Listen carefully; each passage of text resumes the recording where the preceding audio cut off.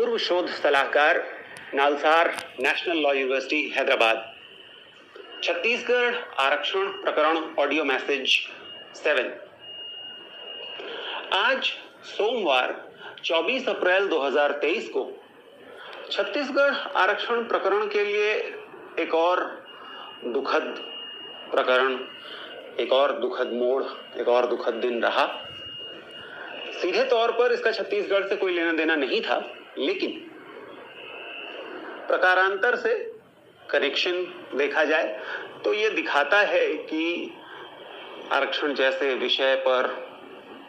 शासन और राजनीतिक दलों की कितनी गंभीरता है। आज सुप्रीम कोर्ट में माननीय मुख्य न्यायमूर्ति डॉक्टर चंद्रचूड़ और न्यायमूर्ति पीएस नरसिम्हा की बेंच ने तेलंगाना के प्रकरण का निराकरण कर दिया। आज भारत सरकार की ओर से बताया गया कि तेलंगाना के राज्यपाल ने उन सभी 10 विधेयकों पर अनुमति दे दी है जिनके बारे में शिकायत करते हुए यह याचिका WPC 333/23 दायर की गई थी। ऐसे में तेलंगाना की ओर से वरिष्ठ अधिवक्ता दुष्यंत दवे ने न्यायालय से यह निवेदन किया कि राज्यपालों द्वारा विधेयकों पर देर से अनुमति देने के प्रश्न पर उन्हें कुछ निर्देश दे देने चाहिए, लेकिन न्यायालय इस पर बहुत अधिक इसके लिए बहुत अधिक इच्छुक नहीं दिख रहा था। इस पर अधिवक्ता दवे जी ने ध्यान दिलाया कि मध्य प्रदेश और गुजरात जैसे राज्य जहां की भाजपा की सरकार है और तेलंगाना और अन्य राज्य जहां की गैर भाजपा दलों की सरकार है, वहां विधेयकों पर राज्यपाल से अनुमति मिलने में देर का कितना अंतर है। इस पर बहुत तीखी प्रतिक्रिया सॉलिसिटर जनरल तुषार मेहता ने दी और उन दोनों के बीच काफी तीखी नोकझोंक हुई। खैर, मामले का निराकरण करते हुए मुख्य न्यायमूर्ति ने यह ऑब्जर्व किया, यह टिप्पणी की कि राज्यपालों से यह अपेक्षा है कि वह यथाशीघ्र एज सून एज पॉसिबल विधेयकों को अनुमति के साथ या अनुमति के बगैर वापस करें, क्योंकि ऐसा किए बगैर अनुच्छेद 200 के प्रथम परंतुक को प्रभावी तौर पर परिचालित करना संभव नहीं होगा और यह एक संवैधानिक जिम्मेदारी है। एक नजरिए से देखा जाए तो इससे छत्तीसगढ़ शासन के लिए एक अच्छा संकेत माना जा सकता है कि अब भूपेश बघेल की सरकार ये कह सकती है कि छत्तीसगढ़ के राज्यपाल द्वारा आरक्षण संशोधन विधेयकों 2022 को अभी तक रोक कर रखा जाना असंवैधानिक है। लेकिन जो लोग इस प्रकरण को लगातार देख रहे हैं पिछले 4-6 महीनों से, उनको बहुत आश्चर्य होगा कि 20 मार्च, 27 मार्च,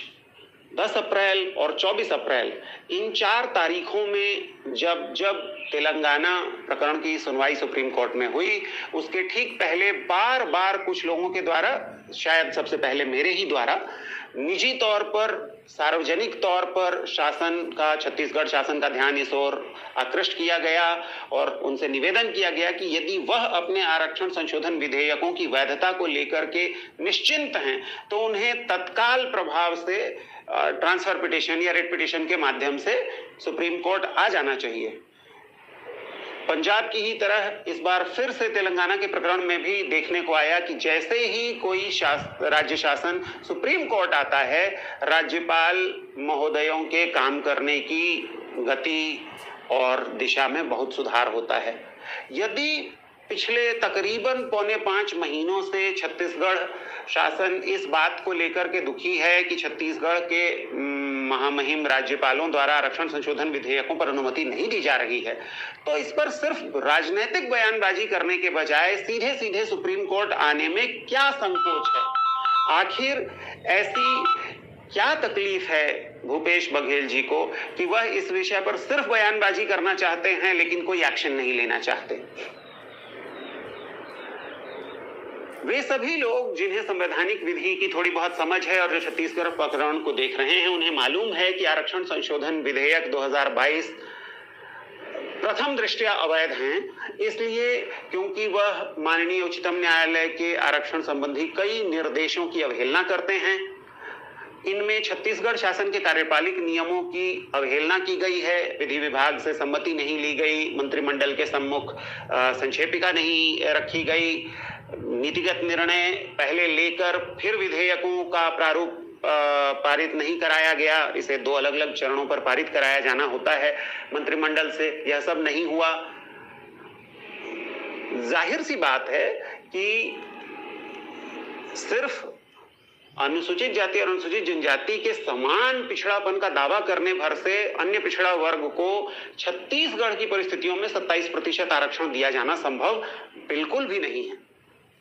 यह भी उतना ही बड़ा सच है कि अनुसूचित क्षेत्र के नाम का सहारा लेकर, उसका बहाना बनाकर अन्य पिछड़ा वर्ग को और मैदानी क्षेत्रों के अनुसूचित जनजाति वर्ग के सदस्यों को, आदिवासियों को लाभ पहुंचाना भी संवैधानिक दृष्टिकोण से गलत होगा। ऐसे में छत्तीसगढ़ के आरक्षण संशोधन विधेयक 2022 प्रथम दृष्टया तो अवैध नजर आते हैं, लेकिन यदि शासन को इनकी वैधता पर भरोसा है तो इस पर माननीय सुप्रीम कोर्ट से टिप्पणी ले लेना अच्छा होता। यदि वह इस चुनौती को लेकर आते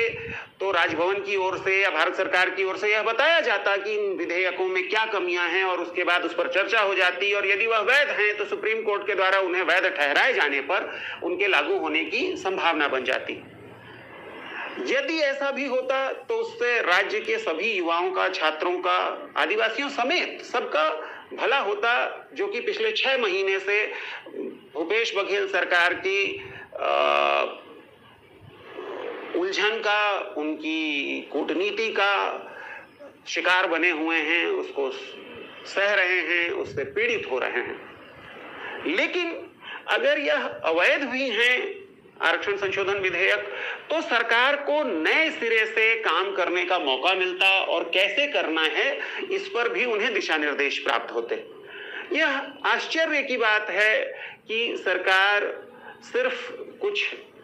अपने जाने पहचाने चेहरों के साथ ही आगे बढ़ रही है, उन्हीं पर पैसे खर्च कर रही है, उन्हीं पर समय खर्च कर रही है। यह हो सकता है कि शासन को उनकी ठुकुर सुहाती न करने वाले, चापलूसी न करने वाले विधिक जानकारों पर बहुत भरोसा न हो, लेकिन यह जनहित का व्यापक विषय है और इस पर खुली चर्चा करने से तो कम से कम कांग्रेस सरकार को, भूपेश बघेल की सरकार को बचना नहीं चाहिए। ये और दुख की बात है कि प्रमुख विपक्षी दल भाजपा और उसके राज्य स्तर के नेतृत्व ने बहुत ही अधिक लापरवाही और किसी हद तक मूर्खता और दुष्टता का परिचय दिया है। जनहित के इतने व्यापक मुद्दे पर वह सिर्फ और सिर्फ संकुचित क्षुद्र राजनीति कर रहे हैं। इस पर खुले मन से खुली चर्चा कराने की कोई गंभीर कोशिश भाजपा के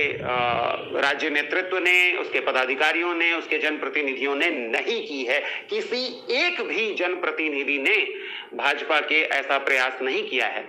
ऐसे में बहुत दुखदाई स्थिति हो जाती है। छत्तीसगढ़ राज्य के युवा, छात्र, विशेष तौर पर आदिवासी छात्र और युवा आखिर कहां जाएं और किससे गुहार लगाएं। यह एक बहुत अच्छा अवसर था छत्तीसगढ़ शासन के समक्ष। मैंने 2 निजी पक्षकारों, हिमांशु सलूजा और संत कुमार नेताम से भी निवेदन किया था, सार्वजनिक तौर पर अपील की थी कि कम से कम वे लोग ही सुप्रीम कोर्ट आ जाएं ट्रांसफर पिटीशन लेकर, लेकिन वे दोनों भी समय पर नहीं आए। अब यह समझना ही होगा अनुसूचित जाति के, अनुसूचित जनजाति के, अन्य पिछड़ा वर्ग के और तथा कथित सामान्य या अनारक्षित वर्ग के छात्रों और युवाओं को कि जब तक इस विषय पर वर्तमान विधिक स्थिति की स्पष्टता माननीय उच्च न्यायालय बिलासपुर से नहीं प्राप्त हो जाती, तब तक भर्तियों और नियुक्तियों पर काले बादल छाए रहेंगे। अपने अपने संकुचित क्षुद्र वर्गगत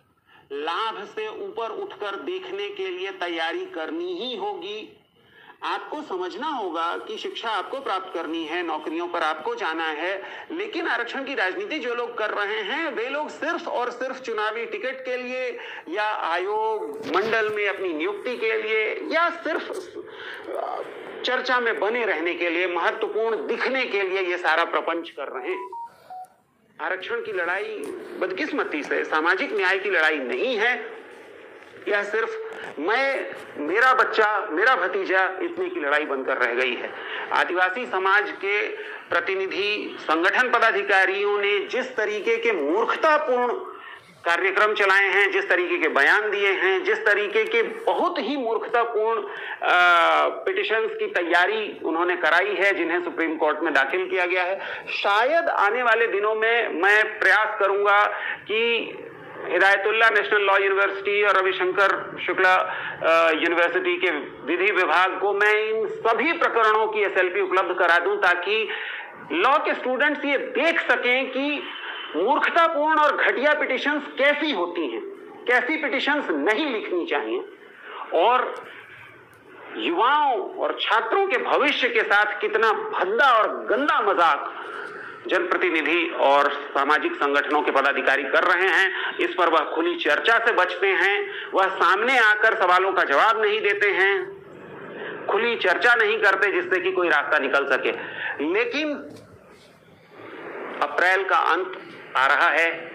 गर्मियों में सारी महत्वपूर्ण भर्ती परीक्षाएं होती हैं, नियुक्तियों की भी शुरुआत होती है। छत्तीसगढ़ राज्य के युवाओं को अपने वर्गगत भेद, अपने वर्गगत हित भुलाकर एक होना होगा, उन्हें एक मंच बनाना होगा, और यदि वह एक साथ नहीं आए, मिलकर इस पर स्पष्टता लाने की कोशिश नहीं की, तो ये तकलीफ सभी की साझा तकलीफ होगी।